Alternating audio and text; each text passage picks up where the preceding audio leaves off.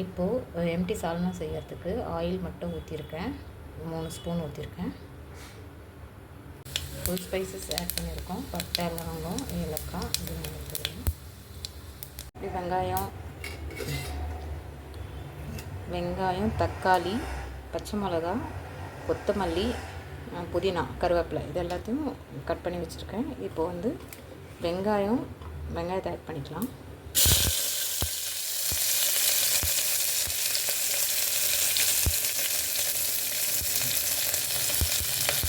வெங்காயம், பச்சை மிளகா ஆட் பண்ணிக்கலாம்.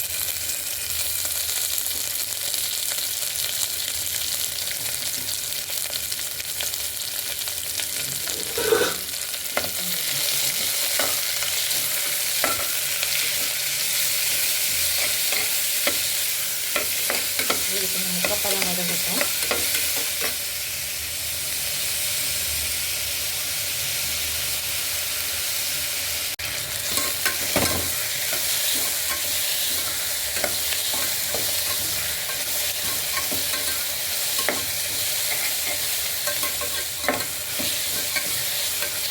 கொஞ்சம் உப்பு ஆட் பண்ணிக்கலாம்.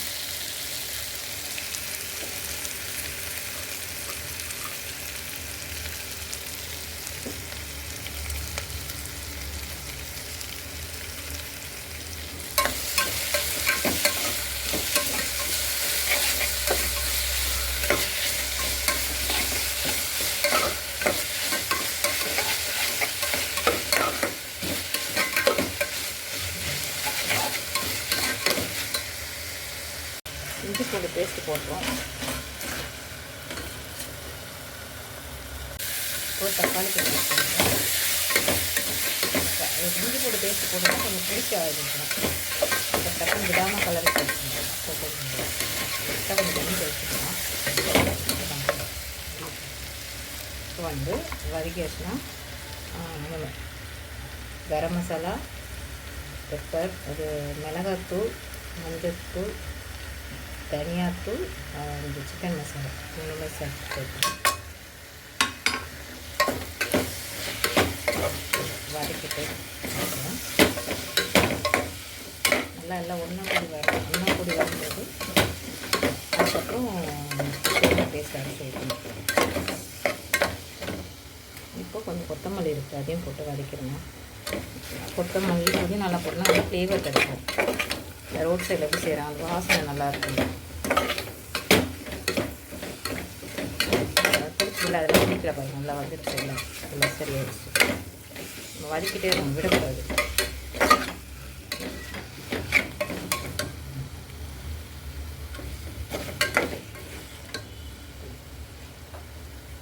கொஞ்சமாக தண்ணி ஊற்றிக்கலாம்.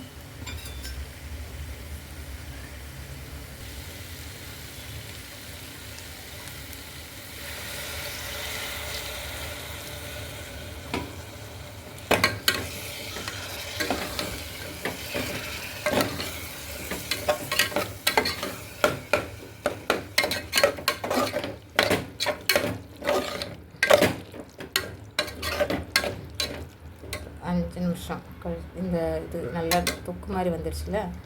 இப்போ தேங்காய் பேஸ்ட் அரைச்சி ஊற்றணும். தேங்காய் பேஸ்ட்டுக்கு ஒரு 3 தேங்காய், கொஞ்சம் கசகசா, கொஞ்சம்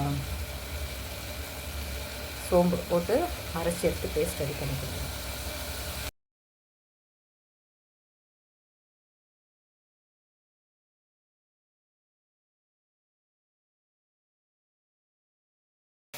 தொக்கு இந்த அளவுக்கு ரெடி ஆகிட்ட பிறகு அரைச்சி வச்சுருக்கிற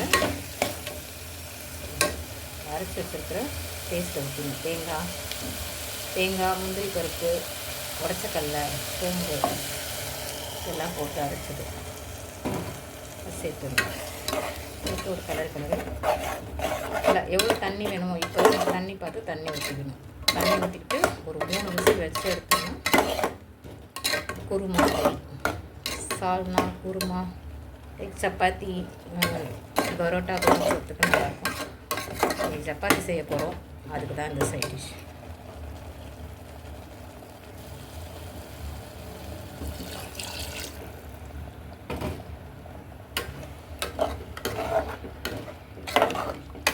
இன்னும் கூட கொஞ்சம் தண்ணி ஊற்றலாம். அது நல்லா கொதிச்சு சுண்டி வரும். 2-3 விசில் விட்டோன்னா அந்த தானாக அந்த திக்னஸ் வந்துடும். திக்னஸ்க்கு தான் அந்த கொஞ்சம் முந்திரி பருப்பு கொஞ்சம் உடச்சக்கலை சேர்த்துருக்கோம் இல்லையா, அது வந்து நல்லா திக்னஸ் வரும். எனக்கு இன்னும் கொஞ்சம் தண்ணி ஆட் பண்ணிக்கிறேன்.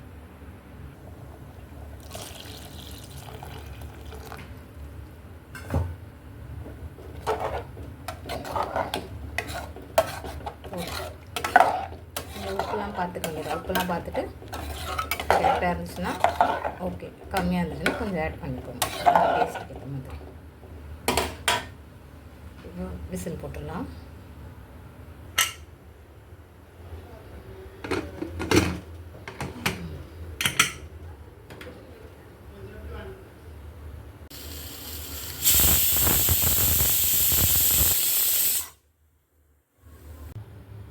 குருமா நம்ம தண்ணி ஊற்றணும் இல்லையா, அது கரெக்டாக திக் வந்து கரெக்டாக கன்சிஸ்டன்சி வந்துச்சு பாருங்கள்.